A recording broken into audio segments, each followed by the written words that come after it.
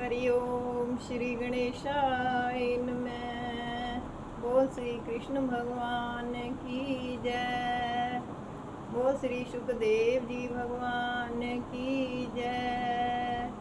ओम नमो भगवते वासुदेवाय। ओम नमो भगवते वासुदेवाय। ओम नमो भगवते वासुदेवाय। श्रीमद् भागवत महापुराण 10वां स्कंद, दूसरा और तीसरा अध्याय। माया को आज्ञा दई जा विधि हरि भगवान। कारज सब ताने किए मन उमंग बहुआन। मातु देव की गर्भ में आए पुनि असुरारी। ब्रह्मादिक सुर गण तह अस्तुति रहे पुकारी। श्री सुखदेव जी कहने लगे, हे राजन, तदनंतर मगधपति जरासंध से सहायता पाता हुआ वह कंस प्रलंब, बक, चाणूर, मुष्टिक, अरिष्ट, द्विद, पूतना, केशी, धेनुक, वाण तथा भौम आदि दैत्यों को साथ लेकर यादवों का विनाश करने लगा। यादवगण अपने अपने प्राणों को बचाकर एवं कंस के घोर अत्याचारों से दुखित होकर कुरु, कंक्य, पांचाल, विदर्भ, शालव, निषद, विदेह तथा कौशल आदि राज्यों में भाग गए। केवल कुछ एक यादव ही उसकी सेवा के कारण मथुरा नगरी में रहने लगे। इसके अनंतर दुष्ट कंस ने अपनी बहन देवकी से उत्पन्न हुए 6 बालक मार दिए। हे राजन, तब भगवान विष्णु के अंशावतार अनंत नाम वाला एवं हर्ष शोक को देने वाला देवकी का 7वां गर्भ हुआ। फिर भगवान ने भी कंस से उत्पन्न हुए यदुओं के भय के कारण को जानकर योग माया को आदेश दिया कि हे देवी, तुम ब्रज में जाओ और वहां वसुदेव की स्त्री रोहिणी, जो के कंस के भय से गुप्त स्थान पर रहती है, वहां जाकर जो देवकी के जठर में मेरा ही तेज जो अनंत शेष नाम वाला है, उसे खींचकर रोहिणी के उदर में स्थापित करो। तब मैं माता देवकी के गर्भ में प्रवेश होकर पुत्र तब को प्राप्त होऊंगा और फिर तुम नंद पत्नी यशोदा के गर्भ में उत्पन्न हो। संसार तुम्हारा धूप, दीप, नैवेद्य आदि से पूजन करेगा। संसार तुम्हारे नाम उमा, कात्यायनी, दुर्गा, अंबिका, विजया, वैष्णवी, कुमुदा, चंडिका, कृष्णा एवं नारायणी आदि रखकर तुम्हारी मूर्तियों को सुंदर सुंदर स्थानों पर विराजमान करेगा। हे देवी, गर्भ के आकर्षण से उस बालक को संसार संकर्षण के नाम से पुकारेगा। पुनः लोक रमण करने के कारण उसका नाम राम होगा और शारीरिक बल की अधिकता होने के कारण नाम बलभद्र भी होगा। श्री सुखदेव जी कहने लगे, इस प्रकार हरि भगवान से आज्ञा पाई उस योग माया ने ब्रज में आकर अपना वैसा ही कार्य किया। जिस समय योग माया ने देवकी के गर्भ को खींच लिया तो सब कहने लगे कि देवकी का 7वां गर्भ गिर गया।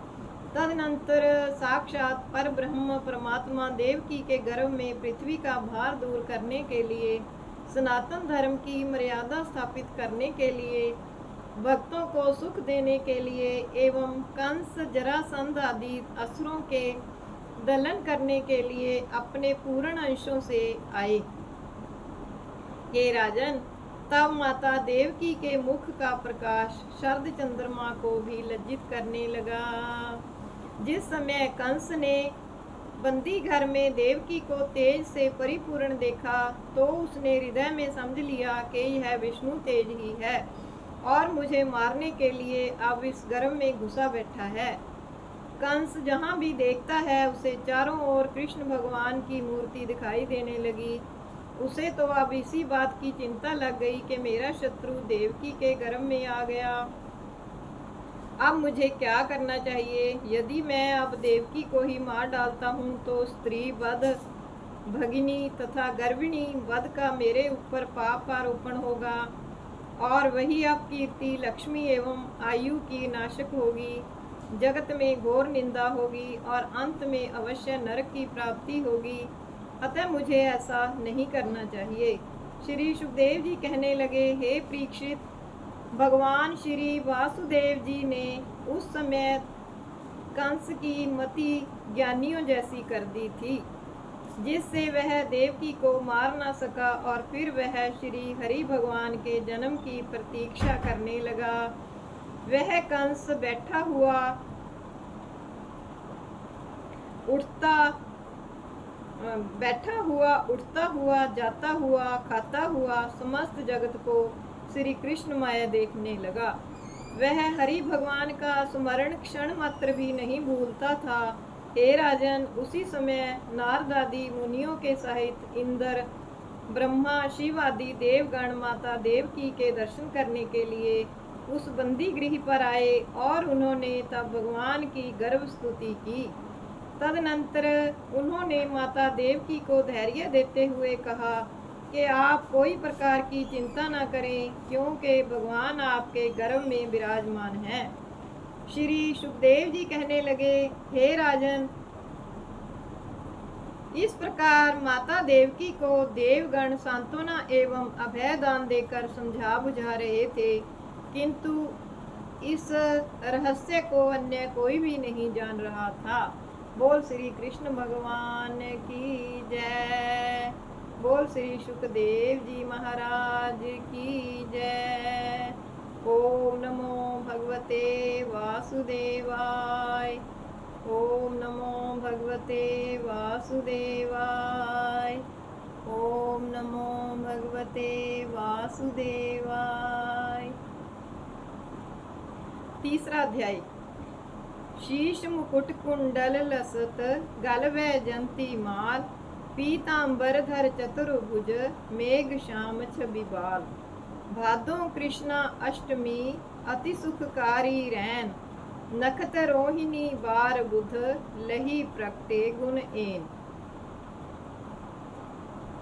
श्री सुखदेव जी बोले, हे राजा परीक्षित, तदनंतर जब रोहिणी नक्षत्र का उदयारंभ हुआ, तब दसों दिशाएं उज्जवल हो गईं, आकाश मंडल निर्मल हो गया, समस्त पृथ्वी पर मंगल प्रद शकुन दिखाई देने लगे, नदियां निर्मल जल वाली हो गईं, समस्त तालाब एवं सरोवर कमलों से भूषित होने लगे, फुलवाड़ी तथा बगीचे हरे भरे सुहावने दिखाई देने लगे, पक्षी गण आम्रादि वृक्षों पर बैठे हुए मधुर कलरव करने लगे, सुंदर पुष्पों पर भ्रमर गुंजार करने लगे। केवल कंस को ही छोड़कर समस्त साधु जनों के मन स्वयं में वही हर्षित होने लगे। भगवान हरि का जन्म काल आते ही स्वर्गलोक में देवताओं द्वारा दुंदुभियां बजने लगी, किन्नर तथा गंधर्व गण मंगल गान करने लगे, सिद्ध चारण प्रसन्न हुए स्तुतियां करने लगे, विद्याधरी एवं अप्सराएं आनंद पूर्वक नृत्य करने लगी, देवगण तथा मुनिगण पुष्प वर्षा करने लगे, काले मेघ शनय शनय नन्ही नन्ही बूंद बरसाने लगे। हे राजा परीक्षित, अब दक्षिणायन सूर्य वर्षा ऋतु भाद्रपद मास कृष्ण पक्ष अष्टमी तिथि बुधवार अर्धरात्रि निशीत काल रोहिणी नक्षत्र के द्वितीय चरण के प्रारंभ काल में तथा हर्षण योग में साक्षात परब्रह्म परमात्मा ने माता देवकी के गर्भ में अपना अवतार धारण किया। बोल श्री कृष्ण भगवान की जय। हे राजन, पद्म पत्र के समान नेत्र वाले, लंबी चार भुजा वाले तथा उन भुजाओं में शंख चक्र गदा एवं पद्म धारण किए हुए, श्री वत्स चिन्ह वाले, कौस्तुभ मणि से लसित कंठ वाले, पीतांबर पहने हुए, घनश्याम वर्ण वाले, किरीट कुंडल की कांति से सुशोभित हुए बालों वाले तथा अनेकानेक अलंकार से मन को मोहने वाले ऐसे उस वासुदेव नामक बालक की सुंदर छवि का अवलोकन कर देवकी के सहित श्री वसुदेव जी आनंद सागर में गोते लगाने लगे। तब उस समय हर्षित हुए उन्होंने वहां ब्राह्मणों के लिए मन से ही 10,000 गायों का दान संकल्प किया, क्योंकि बंदी गृह में प्रत्यक्ष दान तो हो ही नहीं सकता था। इसके अनंतर श्री वसुदेव जी अपना मस्तक झुकाकर एवं हाथ जोड़कर परम पुरुष भगवान विष्णु की स्तुति गान करने लगे। सुखदेव जी ने कहा, हे राजा परीक्षित, पुनः माता देवकी ने दुष्ट कंस के भय से उन बालक रूप हरि भगवान की स्तुति करना प्रारंभ किया। देवकी मन मन चकित भई, देखहु आई पुत्र मुख काहे ना, ऐसी कहूँ देखी ना दई। सिर पर मुकुट पीत परना, भृगुपद उर्भुज चारी धरे, पूर्व कथा सुनाई कही हरि, तुम मांग्यो यही वेश करे। छारे निगड़ सेवाए पहरू, द्वारे को कपाट उधर्यो, तुरत मोहि गोकुल पहुँचावहु, यह कही कै शिशु वेश धर्यो। तब वसुदेव उठे यह सुनत ही, हर्षवंत नंद भवन गए। बालक धरी लै सुर देवी को, आन सूर मधुपुरी गए। उस स्तुति को सुनकर भगवान कृष्ण माता देवकी के हृदय भाव को जान गए और माता के भय को दूर करते हुए अपने अवतार का कारण सुनाने लगे। भगवान बोले, हे सती, पहले जन्म में स्वयंभू मनवंत्र आपका कृष्णी नाम था और श्री वसुदेव जी सुतपा नाम से विख्यात थे। तब आप दोनों ब्रह्मा जी की आज्ञा अनुसार प्रजा सृष्टि करने के लिए परम तप करने लगे और केवल वायु एवं सूखे पत्तों का भोजन करते हुए अपने दिव्य 12,000 वर्ष व्यतीत किए। तब मैं इस प्रकार आपसे किए गए घोर तप पर प्रसन्न होकर वह इसी चतुर्भुज स्वरूप से आपके सन्मुख उपस्थित हुआ। जब मैंने आपसे कहा वर मांगिए, तब आपने यही वर मांगा कि आपके ही समान गुणशीलवान हमारे पुत्र हो। मेरी दैवी माया से मोहित हुए आपको तब मोक्ष की इच्छा नहीं थी। तब मैंने आपकी इच्छा अनुसार वही वर दे दिया। मैंने तब कृष्णी के गर्भ से आपके यहाँ जन्म लिया।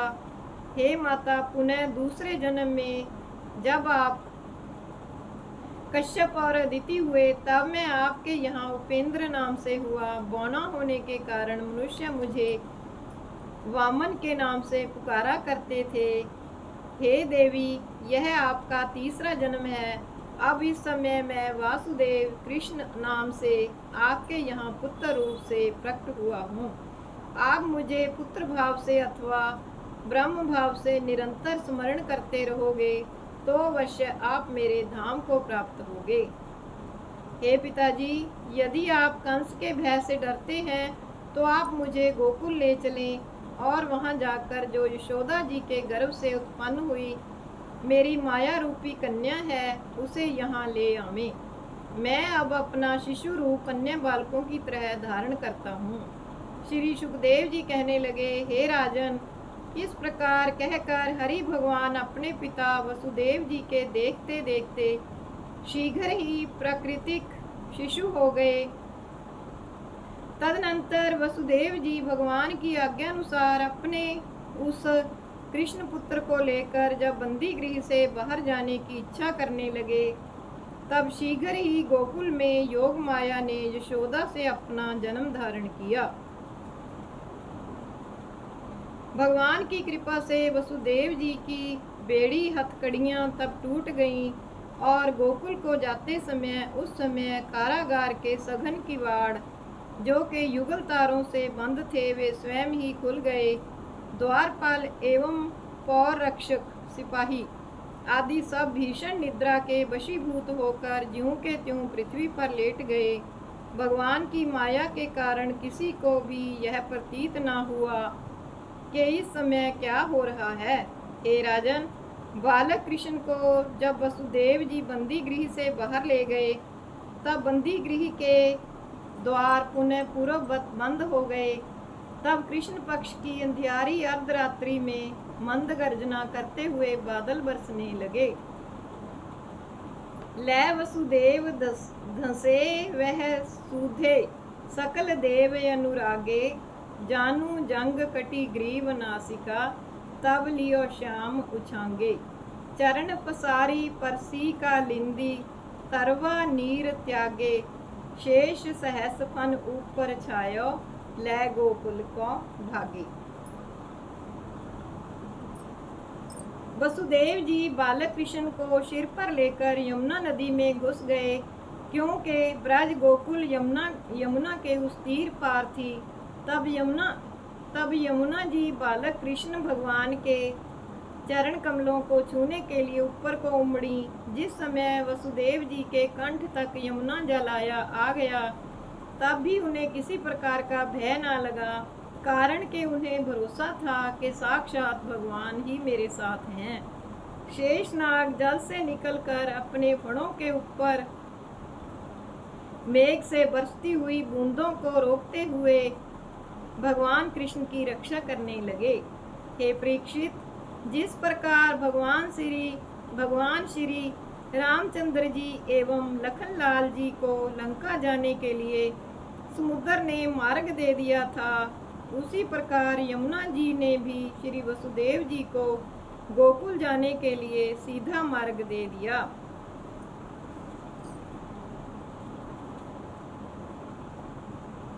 जिससे बीच में पृथ्वी और उसके इधर उधर जल हो गया। हे राजन, यह सब परमात्मा की ही माया थी। तदनंतर वासुदेव जी नंद जी के ब्रज गोकुल में पहुँचे। वहाँ भी हरि माया से सभी गोपियाँ चेत हुई सो रही थीं। पुनः वसुदेव जी यशोदा जी के घर में गए और उनके पलंग चारपाई पर अपने बालक कृष्ण को तो लिटा दिया और उस पलंग पर सोती हुई उस योग माया कन्या को उठाकर सीधे मथुरा को चले आए। उन्हें बंदी गृह के द्वार खुले हुए मिले, अतः अंदर आकर उन्होंने वह कन्या वस्त्र पर सुला दी। हे राजन, बंदी गृह के द्वार पुनः बंद हो गए। तदनंतर द्वारपाल, चौकीदार आदि सब अपनी नींद त्याग कर उठ पड़े और उस बंदी गृह की रक्षा देखभाल करने लगे। वसुदेव जी ने पहले की भांति अपने हाथ में बेड़ियां घेर लीं, जिससे कोई भी किसी प्रकार की शंका न कर सके। हे राजन, वहाँ नंद रानी यशोदा को भी यह मालूम ना हुआ कि मेरे पुत्र हुआ है या पुत्री। प्रातः काल में बालक कृष्ण के मनोहर रूप को देख यशोदा जी अत्यंत ही प्रसन्न हुई। बोल श्री कृष्ण भगवान की जय। ओम नमो भगवते वासुदेवाय। ओम नमो भगवते वासुदेवाय। ओम नमो भगवते वासुदेवाय। श्री कृष्ण गोविंद हरे मुरारे, हे नाथ नारायण वासुदेव। श्री कृष्ण गोविंद हरे मुरारे, हे नाथ नारायण वासुदेव।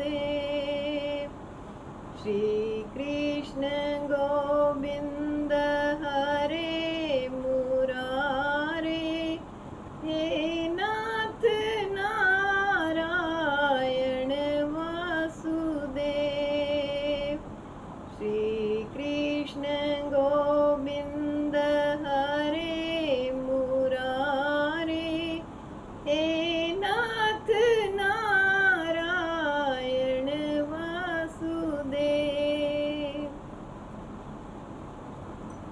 बोल श्री कृष्ण भगवान की जय। बोल श्री सुखदेव जी महाराज की जय। ओम नमो भगवते वासुदेवाय। ओम नमो भगवते वासुदेवाय।